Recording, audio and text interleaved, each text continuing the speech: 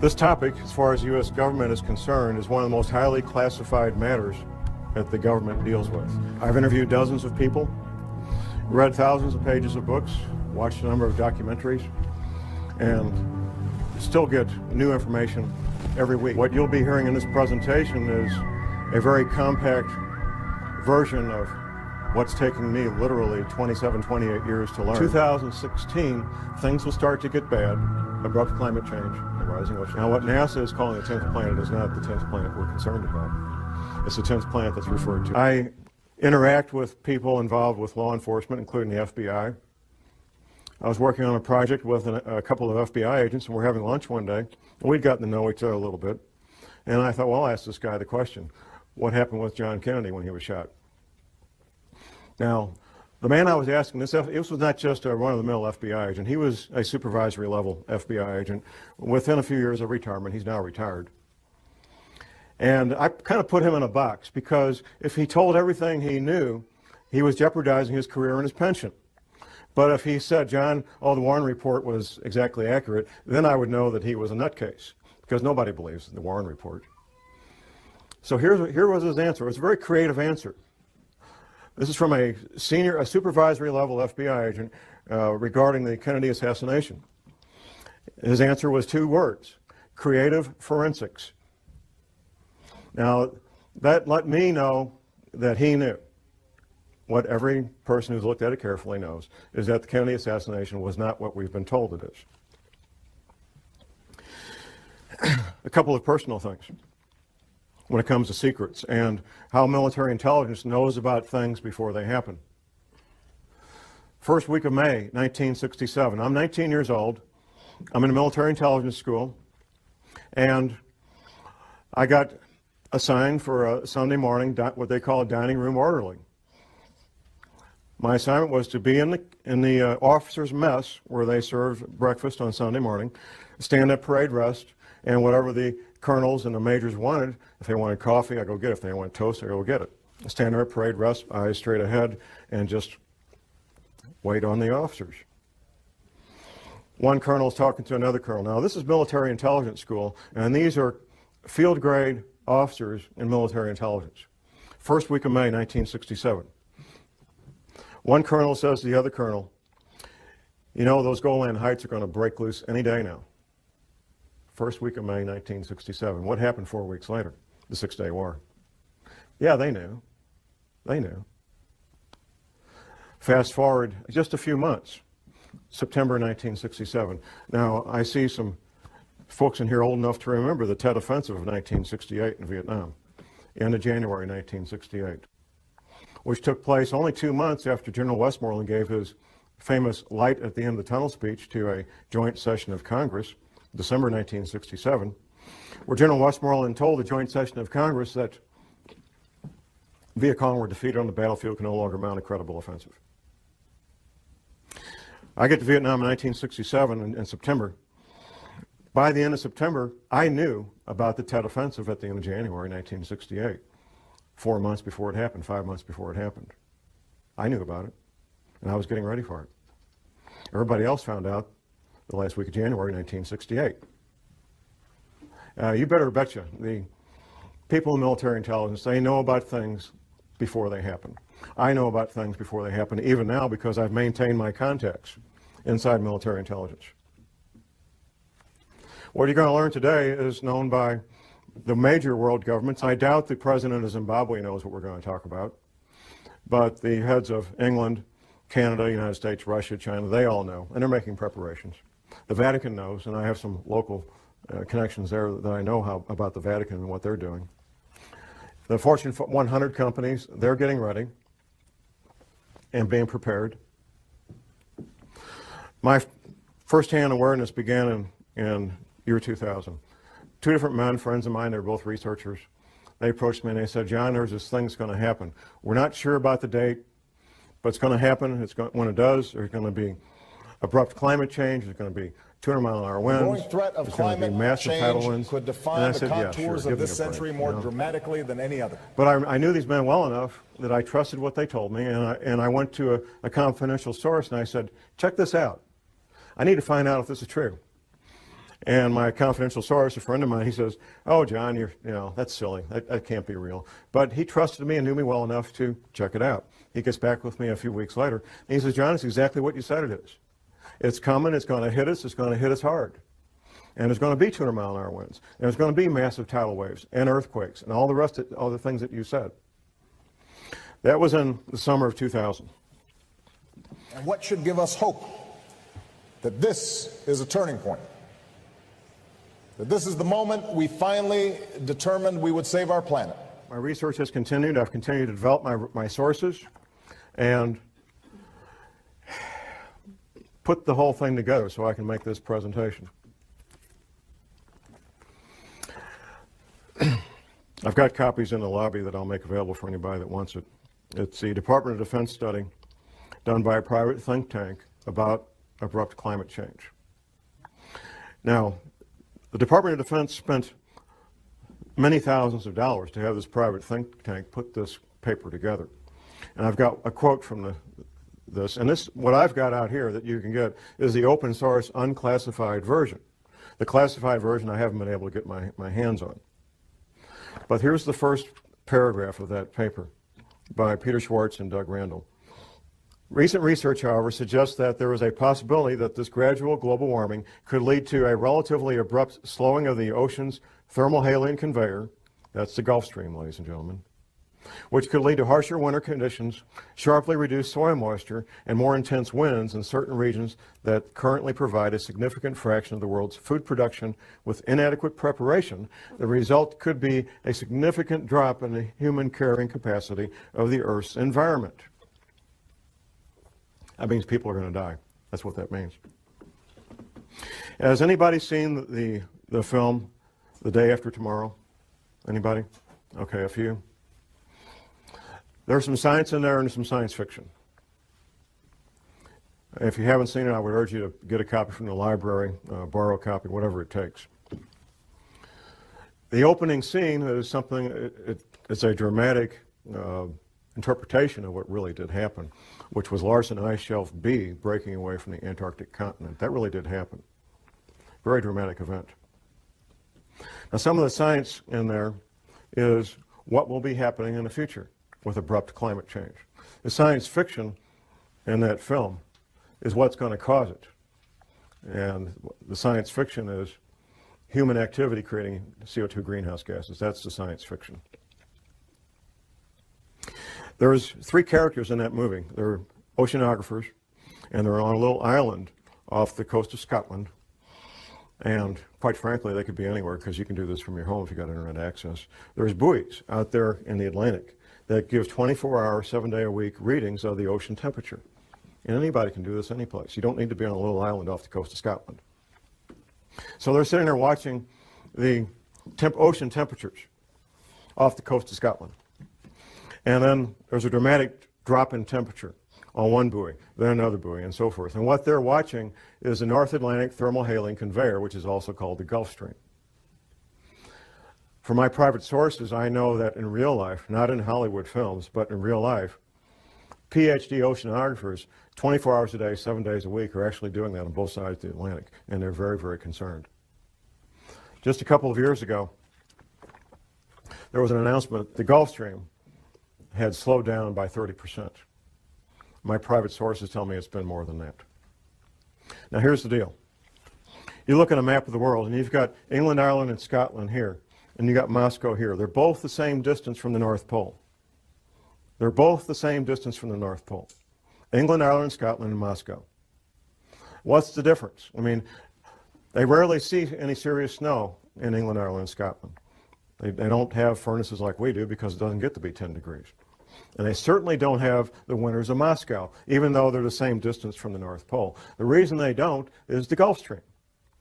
The Gulf Stream is that ocean of warm water that comes up from the Caribbean, the Gulf of Mexico, up the east coast of the United States, goes over and down past England, Ireland, and Scotland, past France, goes on south and makes a big circle. That's the Gulf Stream. That's what gives England, Ireland, and Scotland the very temperate, mild winters that they've always enjoyed. The best PhD oceanographers on the planet know that it's slowing down, and they know it's going to stop. There's some disagreement about when.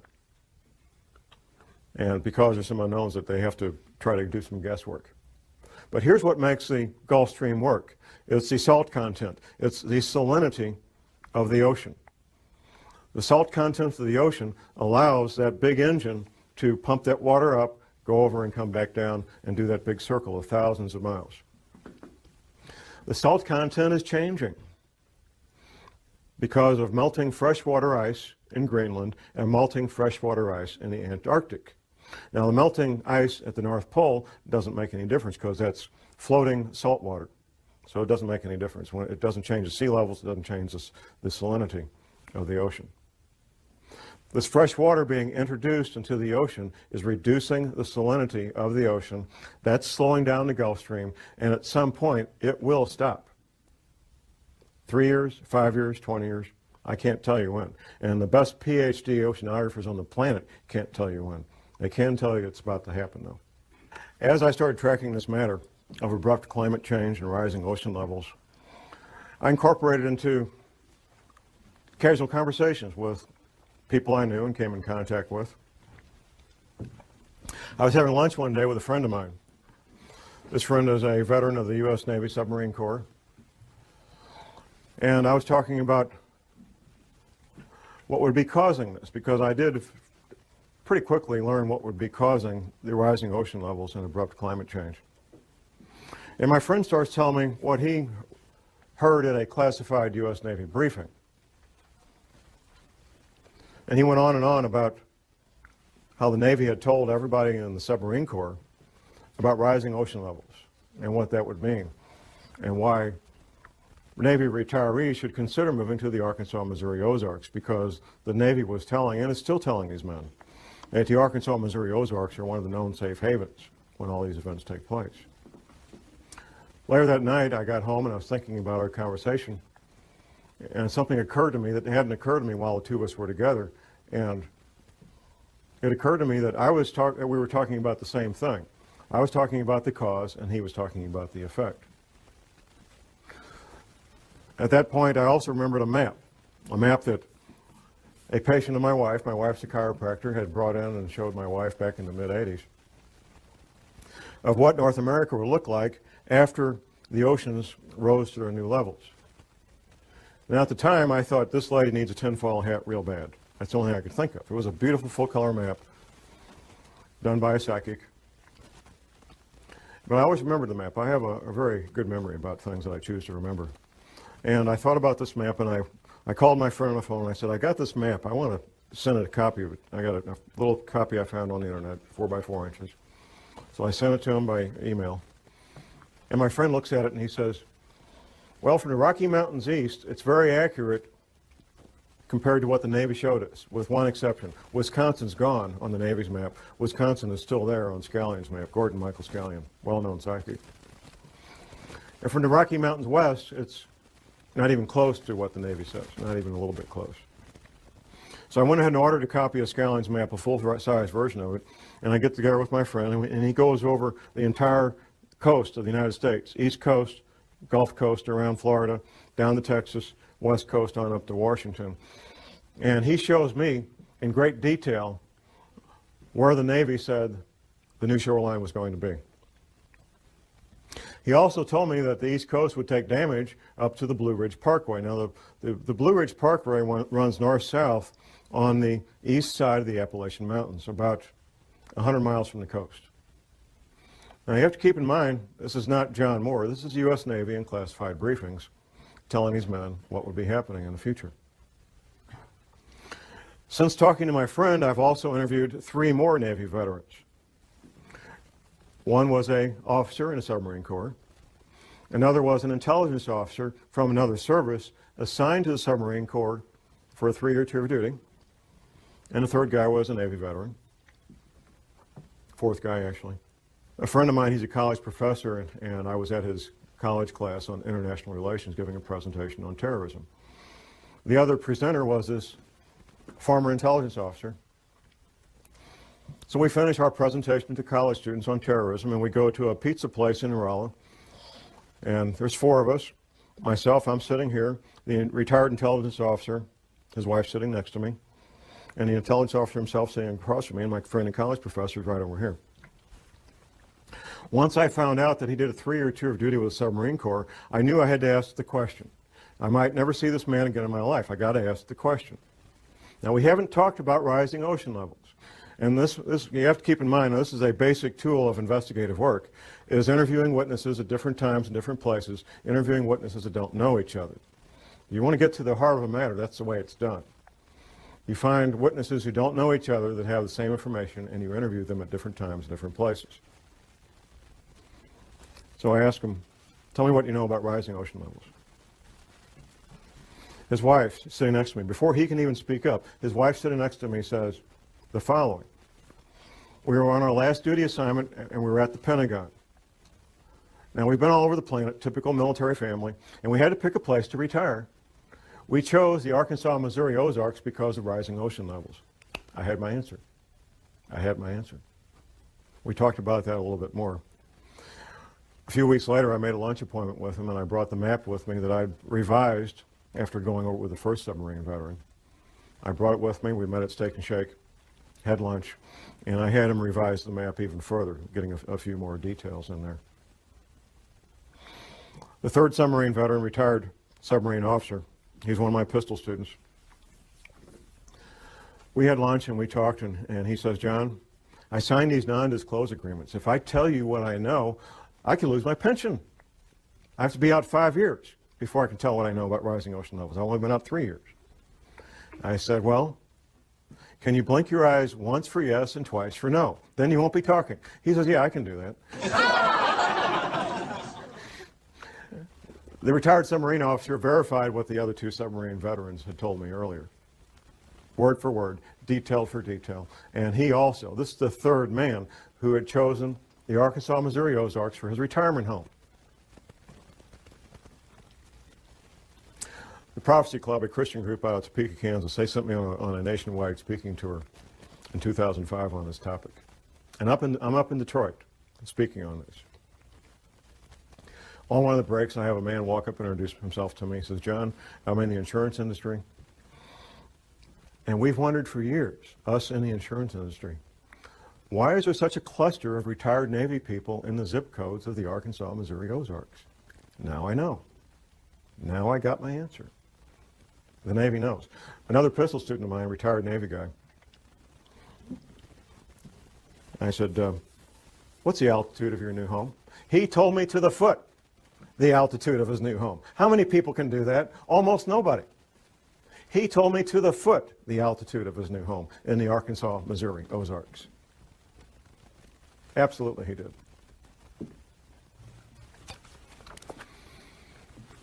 How many planets are there in our solar system? 9? Okay. NASA. Never a straight answer. NASA. July 29th, 2005, announced the finding of the 10th planet, named Xena. Do a Google search. They did. Don't take my word for it. NASA announced the finding of the 10th planet, named Xena, 29th of July, 2005. Parade magazine and the Sunday newspaper. It was the front cover of the January 15th, 2006 edition. A friend of mine, I started telling him about these matters in 2004. After the NASA press announcement in July of 2005, he calls me up and he says, John, you're not crazy. There really is a 10th planet. NASA said so. I said, thank you very much. There has to be a cause.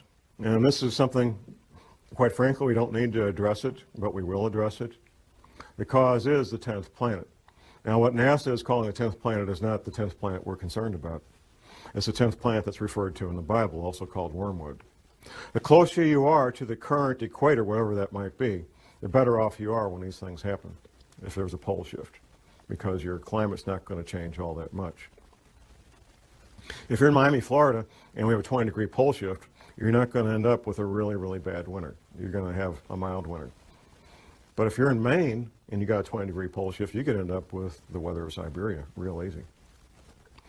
And when this 10th planet comes through our solar system every 3,600 years, it just causes severe problems on our planet. interacting with the Earth electrically and with gravity both. The back of your paper, no need for panic, there is a number of books cited that you can get from the library or purchase from different authors that talk in great detail about these planetary matters. Professor James McCanning, who is a credentialed scientist, has written a number of books on this. He's a real astrophysical scientist, and he knows about this stuff. I'm a private detective and a researcher. I'm not a scientist. But I can tell you what the scientists say, because I've read their books. And I can tell you what Dr. Velikowski said, because I've read his books. And I can tell you what the Bible says, because I've read the Bible. And all these things are true, and all these things are in the process of happening right now. It took me a while to figure this out for the following reason. All these Navy veterans, they were all told about abrupt climate change and rapidly, violently rising ocean levels. And I was trying to figure out, and I finally figured out in the past 12 months, where is all this water going to come from? Because the men that I was interviewing, they were in the audience, like you guys. They weren't the scientists. The Navy just told these men in these classified briefings what would be happening. They didn't tell them how or why. They didn't need to know. They told them what would be happening. They told them that these oceans would become violent and have massive, violent tidal waves that would wipe out all areas near the coast. Up until last year, I was thinking, oh, melting ice at Antarctica, melting ice at Greenland. But how could it melt that fast? Well, it can't melt that fast, even with what we're going through. It turns out the answer was right in front of me all the time. There's a quote from Velikowski that I'll be reading here in a moment when we get to it. It turns out that the knowledge is something all oceanographers know, and a lot of people in geology departments in every university knows. There is a bulge of water at the equator. Now we're talking about sea level here. Sea level is measured at Cornwall, England. It's a couple hundred years ago, England was kind of running things when it came to oceans, and they got to pick where to measure sea level, and they measured it at they got a big rock. There's a line there. That's sea level. It turns out that sea level varies as much as 494 feet up and down from that rock in Cornwall, England. Now that's like a 50-story building. I mean, it's a lot of water. And there's a bulge of literally millions of cubic miles, 1 mile by 1 mile by 1 mile, cubic miles. Millions of cubic miles of water bulge at the equator of this planet. It wasn't common knowledge for John Moore, I found out. It's not common knowledge for most people. It's held in place by two things, the rotation of the Earth and gravity. Anything that changes our true north, our pole, by more than just a couple of degrees will cause that water to be disrupted. And there's a technical term for it, slosh. And there's records locked up in bones and stone of this having happened in the past. Velikowski talked about it extensively in his books. Talk a little bit about this water damage. You have a map in your handout. Now, from Washington, D.C. to Boston is basically one big city. Since World War II, that's what it's become. One big city. All that's going to be gone. Going down the coast to Atlanta and down to Florida. Florida, the highest point in Florida is on the Panhandle, 55 feet above sea level. Florida's finished, except for a small part of the isthmus, maybe. And that's a big maybe. Gulf Coast, Alabama, Louisiana, Mississippi are pretty much going to be gone. In fact, the new mouth of the Mississippi will be at the current Arkansas-Louisiana state line, a couple hundred miles up from where it is right now. Going down around the coast of Texas, Texas will take damage about 100 miles inland. California will take damage 25 to 100 miles inland, depending on a couple of things, the level of the altitude above sea level and seismic activity. On up the west coast to Oregon and Seattle, all coastal areas being damaged 50 to 100 miles inland. And once again, seismic activity is going to play a big role in what happens. Locally in the Midwest, we have something called the New Madrid seismic zone. Once the Mississippi River becomes 50 to 100 miles wide, The U.S. Navy, not John Moore, the U.S. Navy says it will trigger at least 3 9-point plus earthquakes on the New Madrid seismic zone. Southern Illinois will basically be one large swamp. In fact, southern Illinois is already pretty swampy. If you fly over the Mississippi River right now, you can see where the river used to be. You can see where its banks were at one time. A much, much larger river than it is now. I mentioned Wisconsin will be gone. The Great Lakes will become one vast inland sea joining up with Hudson Bay up in Canada. That's what the Navy says. And it's kind of ironic and kind of caught my attention when all of these Navy veterans, these submarine veterans, they all look at this map and they say, John, Wisconsin's gone. It's finished. There's not going to be any more Wisconsin. Florida's gone. Louisiana, Alabama, Mississippi, finished, gone. EPA, our friends. Now, a lot of people make fun of the EPA and hate the EPA, but like most government agencies, most of the people that work there are good men and women with good intentions, including a lot of scientists.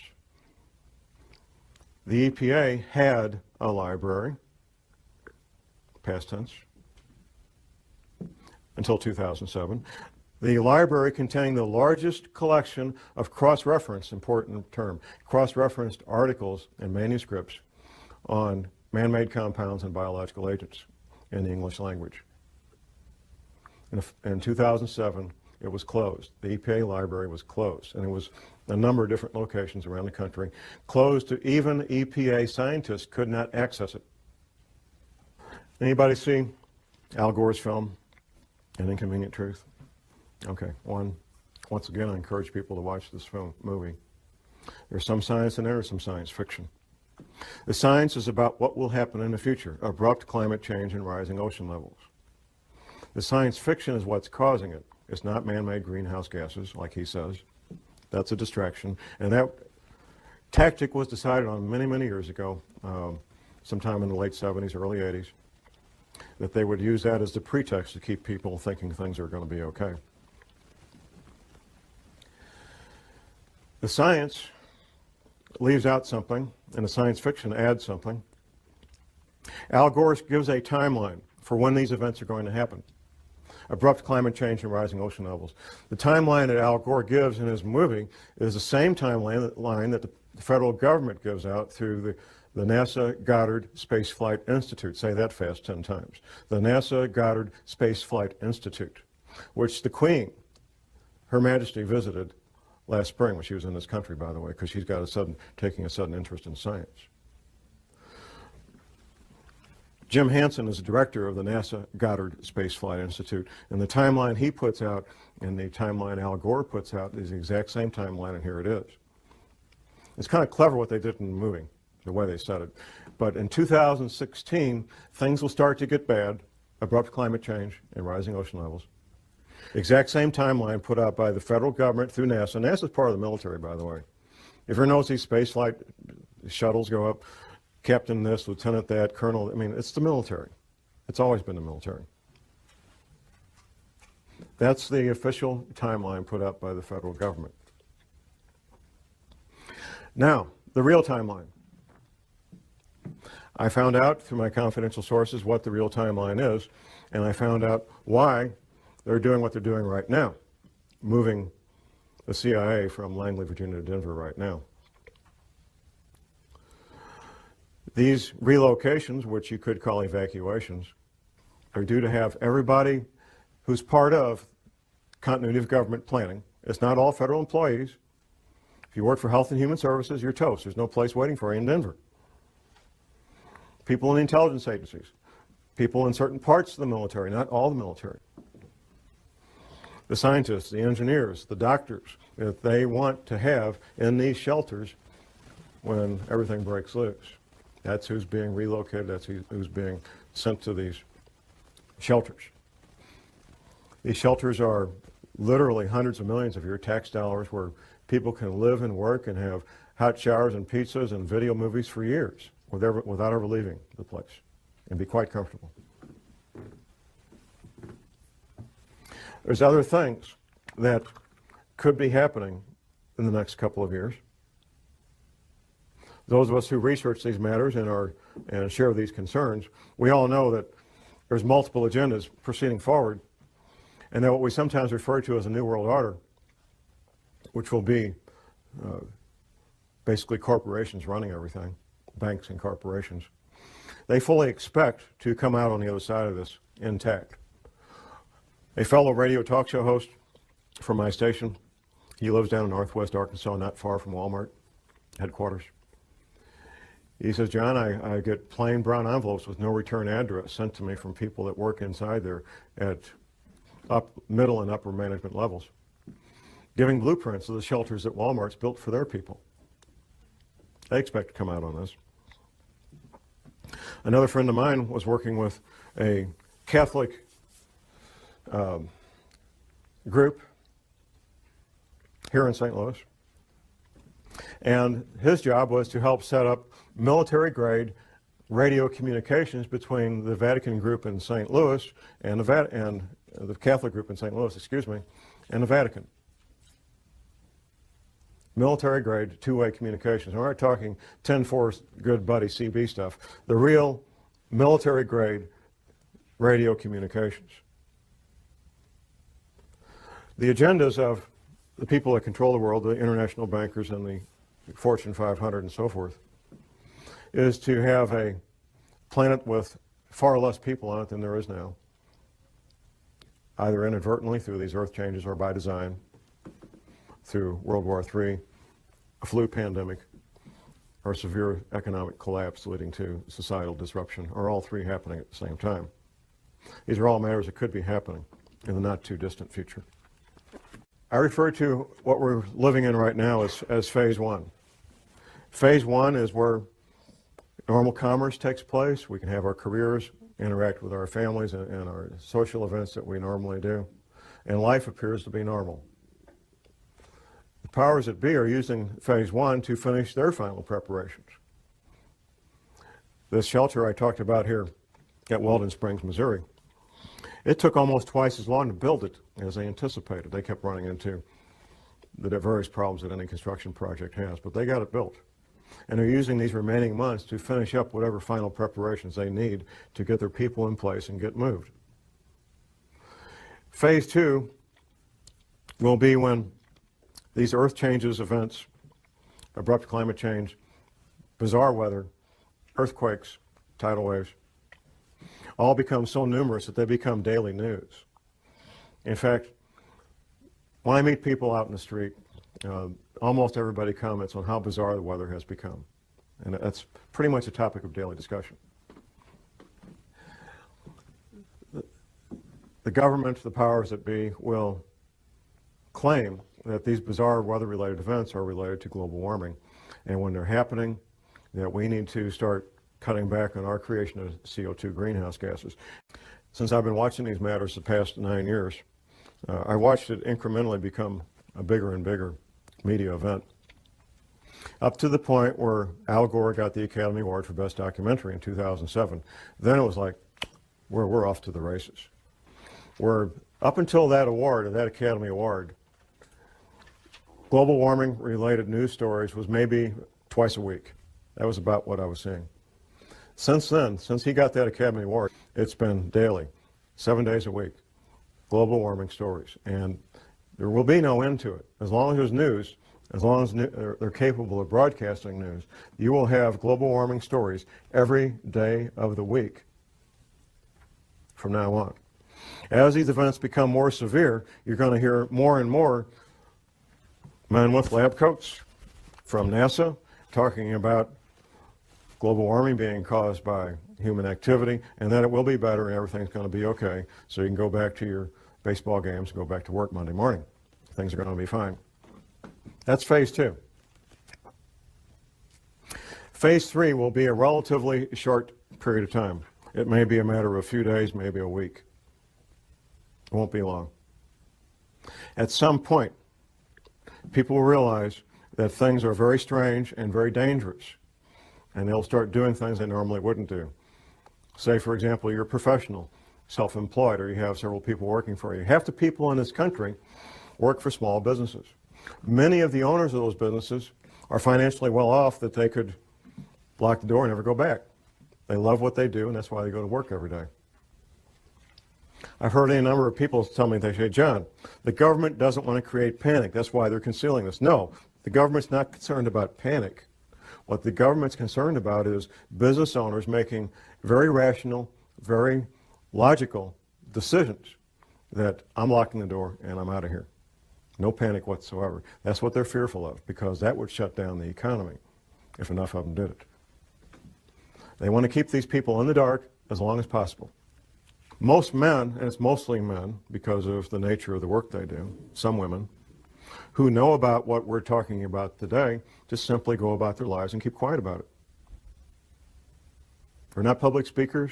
They take care of their family. They take care of themselves. And the rest of you are on your own. What I bring to the table is public knowledge of what's a very well-kept secret. Phase 4 will be the end of the world as we know it. Once these oceans come up, the infrastructure that supports normal human activity will be wiped out. Take, for example, shipping, ocean-going ships. The bulky, heavy products of the world, whether it's grain or petroleum products or coal or lumber, is all moved by ship. Ships that go in and out of seaports. When the seaports are underwater, all that stops. It's finished. It's over. That's just one small example of what we're looking at in the future. The housing where 100 million people live will be damaged and or destroyed. The potable water that these people rely on will no longer be potable. The food that they rely on to eat will no longer be available. It will not be a pretty picture. Martial law will be instituted probably before that, which brings to mind these other scenarios I mentioned. Economic collapse leading to social disruption, for example. If things get bad, and there's what appears to be a need for martial law related to rioting in the streets over economic collapse, people don't have jobs, can't buy food, people will probably go along with martial law under those conditions because it would appear to be the right thing to do. It would look like a way to get things back to normal, so people will go along with martial law under those conditions. If, however, martial law is instituted because these oceans are coming, nobody's going to pay attention to that. They're going to get out of Dodge. They're going to get out of Dodge. They're going to be gone. And martial law or no martial law, they're going to be gone. If martial law is instituted and there's a lockdown before that, then they'll have a better chance of maintaining martial law. I've lived under martial law for a year in Vietnam. What are you looking at? You're looking at curfews. The curfew could be from 10 o'clock at night to 6 a.m. The curfew could be 24 hours a day. Restrictions of sales of firearms, ammunition, and alcohol. Rationing of fuel, rationing of food, potable water rationing, possibly rationing of electricity. We've seen that in Iraq a lot, depending on what's going on. Martial law is not a fun thing to be part of or live under, even if you're part of the occupying force, because it changes your life. The Navy says, as far as ocean levels, the Navy says these oceans will come up over a period of about 30 days. Once these events get in motion, these water levels, these oceans, these tsunamis, tidal waves will take place over a period of about 1 month. Altitude. The Navy says that everything 100 feet sea level and below will be completely destroyed. The Navy says everything at 400 feet and below is at risk of being damaged and or destroyed. But there's more to this. There's how close you are to densely populated areas. Now, the Appalachian Mountains, for example, in North Carolina and so forth, would be highly desirable places to be if it wasn't for being so close to literally tens of million people who are going to be hungry and without potable water and without electricity. That's what makes those areas undesirable, even though they will be safe in terms of geology and rising ocean levels. There was a question about money and keeping money and so forth. The American dollar is in severe crisis and is at risk of no longer being the reserve currency of choice for the countries and the major banks of the world. Dollars, if you call dollars money, you would be well advised to maybe be looking at something else for money, to store up value for future use, possibly gold coins, possibly silver coins, to store up a lot of value in a compact area, compact space. Before, however, I would get gold coins or silver coins, I think I would look at other aspects of preparedness, and that's why I want to focus on the final part of this presentation is preparedness. So let's look at the stepping stones, the building blocks of preparedness. First of all, and most important, is spiritual preparedness. I'm not ashamed to admit that I am a born-again, Bible-believing Christian. I know from interviewing and studying what happened in World War II that our American POWs who were incarcerated in POW camps in World War II, our American POWs who had strong spiritual beliefs were far more likely to survive what went on in his POW camps than those who did not. Eating the same food, having the same medical attention, doing the same work, wearing the same clothes, living in the same buildings. Those who had a strong spiritual foundation were far more likely to survive those conditions. We know that for a fact. It's not my job to tell you what your spiritual beliefs should be. My job is to tell you need to have strong spiritual beliefs, whatever that might be for you. Next comes skills. And there's a lot of skills I'm going to advocate. I'm going to look at my list here so I don't miss any of my list of skills. And I'm going to come back and read you what Dr. Velikowski wrote about what might happen. The skills of a farmer, a gardener.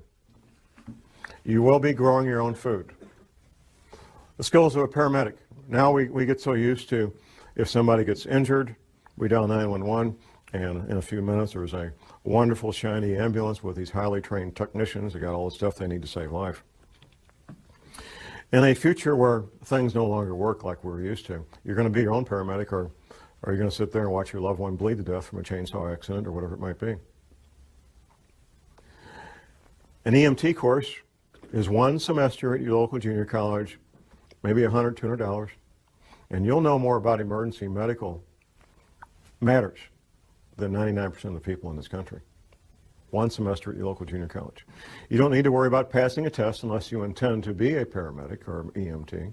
You don't need to worry about taking a test at all. You want to learn the skills, and you want to get a kit equal to your skill level. Now, the paramedic training is three more semesters of college on top of that first one, and then you'll have a skill level almost equal to a medical doctor when it comes to emergency medical treatment. The skills of a ham radio operator. Now, I've been in places, I've been in combat, and I know what it's like not to know what's going on. Being able to instantly and effectively communicate with your friends and loved ones, and we found this out during Hurricane Katrina, two-way radio communication that you control could mean the difference between life and death. In Hurricane Katrina, it was a matter of life and death for many people. The ability to communicate with their loved ones, let them know they were okay, ask for help, or be able to give help. The skills of a backpacker, being able to carry everything you need on your back, your shelter, your clothing, your hygiene needs. Being able to clean yourself out in the field, prepare food out in the field, and do so in a manner that doesn't make you sick. Being able to take water out of a stream and filter it so you can drink it without getting sick. All the things that a backpacker knows, the skills of a soldier. In a severe crisis, like Hurricane Katrina, for example, you're your own cop, you're your own soldier, or nobody's protected. That's what it comes down to. You become your own soldier, you become your own police officer, and you protect your loved ones because of these skills that you learn. Animal husbandry. In a severe long-term crisis, having goats and sheep and chickens and ducks and rabbits can mean the difference between a fairly good and healthy diet and one that's terribly lacking in protein. It's extremely difficult to get the protein you need from an all-vegetable diet. Extremely difficult. The skills of a carpenter, of an electrician, of a plumber. Things that we may call up a professional to do now, you will be on your own to make these repairs. The skills of an automobile mechanic. All these skills take years to learn, and you can't learn them out of a book, at least not and be very effective. There's some things you can learn out of a book, but without practical application, you're just guessing on how this stuff works.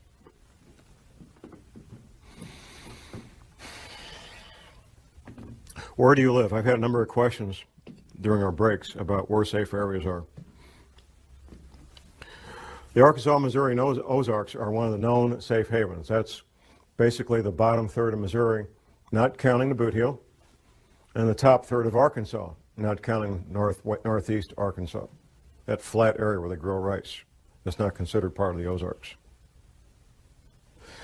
It has altitude. It's well above sea level, averaging 800 to 1,000 feet above sea level, some places a little lower, some places a little higher. A moderate winter, at least for the time being. I hope that continues. Good growing season as a consequence of that. Plenty of water, no shortage of water at all. And distance between where you will be and major metropolitan areas. The two largest metropolitan areas being being St. Louis and Kansas City. A friend of mine, one of the submarine veterans, lives in Mountain Home, Arkansas, very near the Missouri border.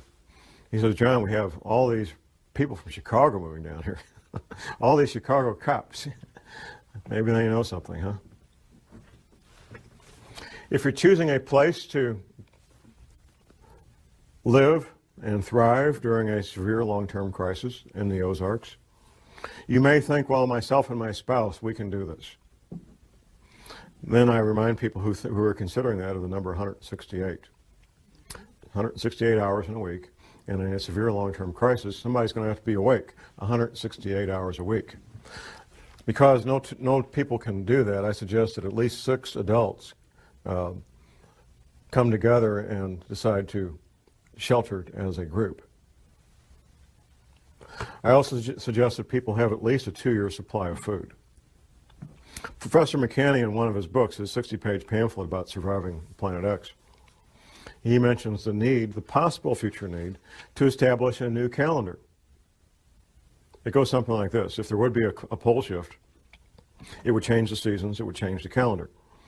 In fact, within recorded history, the calendar has changed from 360 days to 365 days. This has happened in the past. If it changes more than 3 or 4 weeks, though, here's what could happen. You could plant your seeds at the wrong time. If you plant your seeds at the wrong time and you can't go to the grocery store to get food, this could be a life-threatening situation. So you need to be able to know when the time to plant is so you don't plant at the incorrect time and end up losing all those valuable seeds. Now, I need to go back to Dr. Velikowski's quote here. Dr. Velikowski was a medical doctor, and he wrote several books about these matters. And he was hammered on mercilessly. One of the things Dr. Velikowski did was reconcile calendars, like when you reconcile your checkbook. And it's the nature of professionals in all professions not to talk to people who don't do what they do.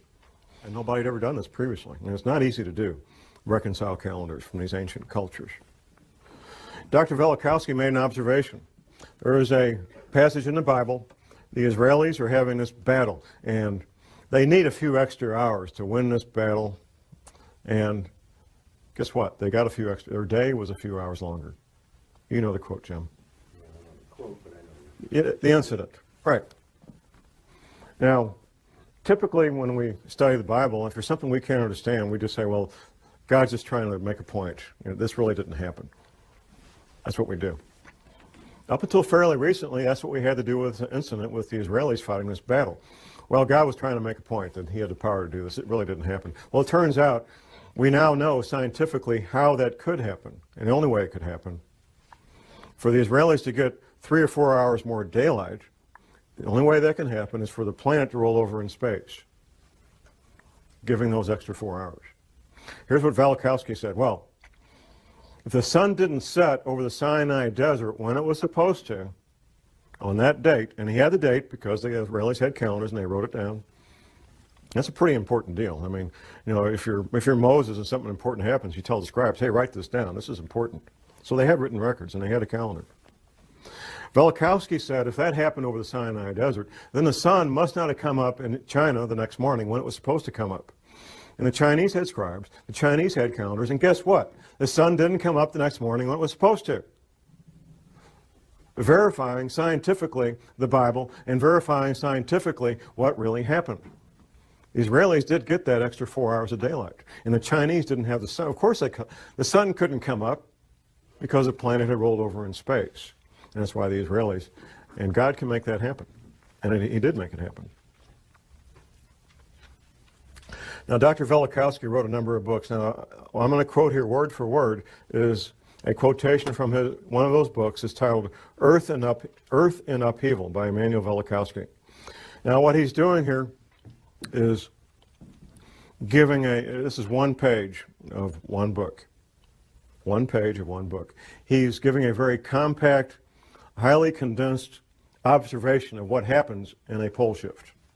Observations based on what he found going around the planet and finding the evidence. It's titled A Working Hypothesis. Let us assume as a working hypothesis that under the impact of a force or the influence of an agent, and the Earth does not travel in an empty universe, the axis of the Earth shifted or tilted. At that moment, an earthquake would make the globe shudder. Air and water would continue to move through inertia. Hurricanes would sweep the Earth, and seas would rush over continents, carrying gravel and sand and marine animals, casting them on the land. Heat would be developed.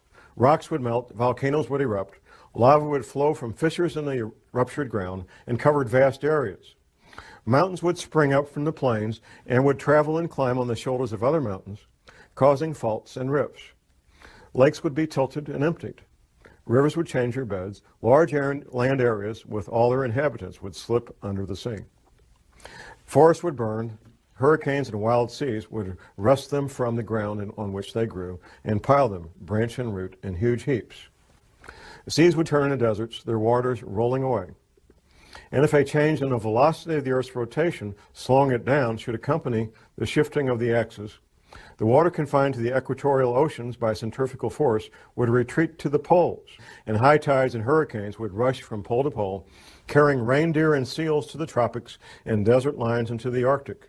Moving from the equator up and down the mountain ridges of the Himalayas and down the African jungles, and crumbled rocks torn from splintering mountains would be scattered over large distances. And herds of animals would be washed from the plains of Siberia. The shifting of the axis would also change the climate of every place, leaving corals in Newfoundland and elephants in Alaska, fig trees in northern Greenland, and luxuriant forests in Antarctica. In the event of a rapid shift of the axis, many species and genera of animals on land and in the sea would be destroyed, and civilizations, if any, would be reduced to ruins. It paints a pretty bleak picture, and hopefully that won't be what we're in for. I can't stand here and prognosticate exactly what we're in for. I can tell you for a fact that the federal government has been spending hundreds of millions of your tax dollars getting ready for this since at least 1979. At least. That the Fortune 100 companies, or at least many of them, I don't know which ones, but many of them know about this.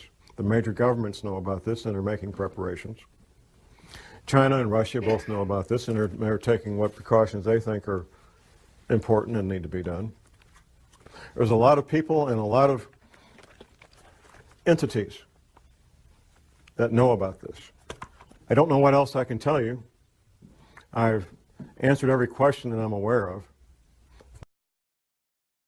My passion is to help people be safe. I've seen the consequences of not being prepared.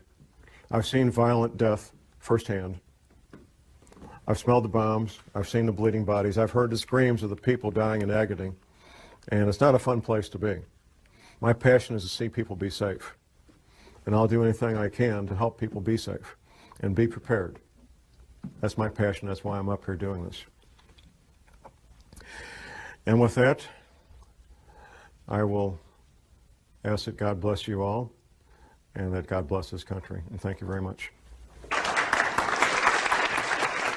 200-mile-an-hour winds. And there's going to be massive tidal waves and earthquakes and all the rest of all the things that you said. That was in the summer of 2000. And what should give us hope that this is a turning point? That this is the moment we finally determined we would save our planet. My research has continued. I've continued to develop my sources and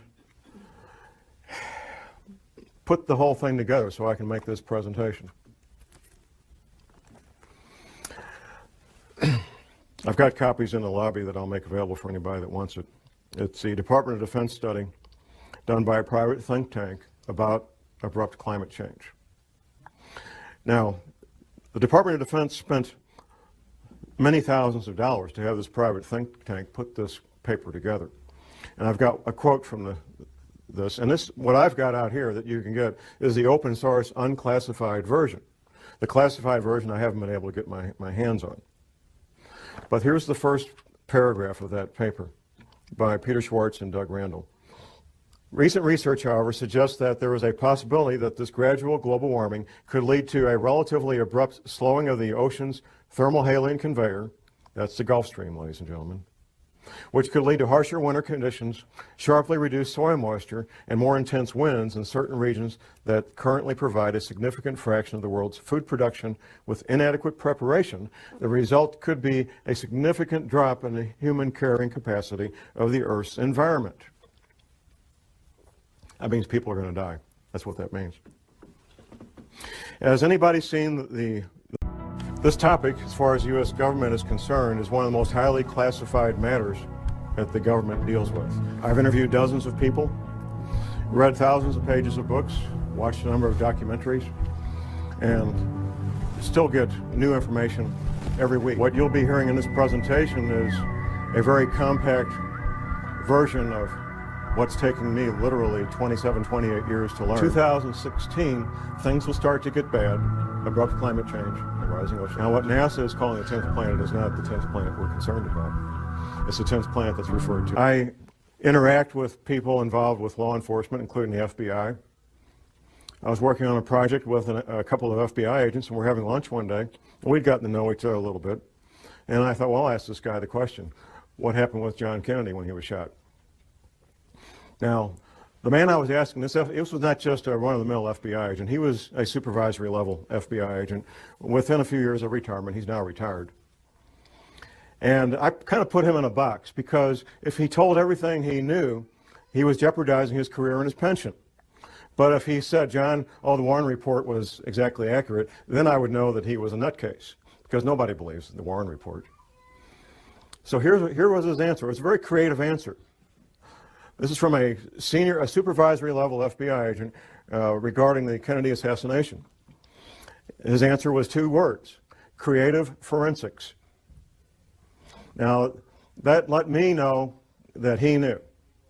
What every person who's looked at it carefully knows is that the Kennedy assassination was not what we've been told it is. In September, I knew about the Tet Offensive at the end of January 1968, 4 months before it happened, 5 months before it happened. I knew about it, and I was getting ready for it. Everybody else found out the last week of January 1968. You better betcha, the people in military intelligence, they know about things before they happen. I know about things before they happen, even now, because I've maintained my contacts inside military intelligence. What you're going to learn today is known by the major world governments. I doubt the president of Zimbabwe knows what we're going to talk about, but the heads of England, Canada, United States, Russia, China, they all know, and they're making preparations. The Vatican knows, and I have some local connections there that I know about the Vatican and what they're doing. The Fortune 100 companies, they're getting ready and being prepared. My first-hand awareness began in year 2000. 2 different men, friends of mine, they're both researchers. They approached me and they said, John, there's this thing that's going to happen. We're not sure about the date, but it's going to happen. When it does, there's going to be abrupt climate change. There's going to be 200-mile-an-hour winds. The growing threat of climate change could define the contours of this century more dramatically than any other. But I knew these men well enough that I trusted what they told me, and I went to a confidential source and I said, check this out. I need to find out if this is true. And my confidential source, a friend of mine, he says, oh, John, that's silly. That can't be real. But he trusted me and knew me well enough to check it out. He gets back with me a few weeks later, and he says, John, it's exactly what you said it is. It's coming, it's going to hit us, it's going to hit us hard. And it's going to be a film the day after tomorrow. Anybody? Okay, a few. There's some science in there and some science fiction. If you haven't seen it, I would urge you to get a copy from the library, borrow a copy, whatever it takes. The opening scene is something, it's a dramatic interpretation of what really did happen, which was Larsen Ice Shelf B breaking away from the Antarctic continent. That really did happen. Very dramatic event. Now, some of the science in there is what will be happening in the future with abrupt climate change. The science fiction in that film is what's going to cause it. And the science fiction is human activity creating CO2 greenhouse gases. That's the science fiction. There's 3 characters in that movie. They're oceanographers, and they're on a little island off the coast of Scotland.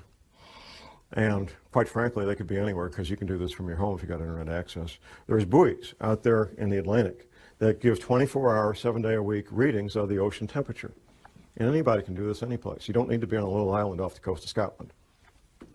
So they're sitting there watching the ocean temperatures off the coast of Scotland. And then there's a dramatic drop in temperature on one buoy, then another buoy, and so forth. And what they're watching is the North Atlantic thermohaline conveyor, which is also called the Gulf Stream.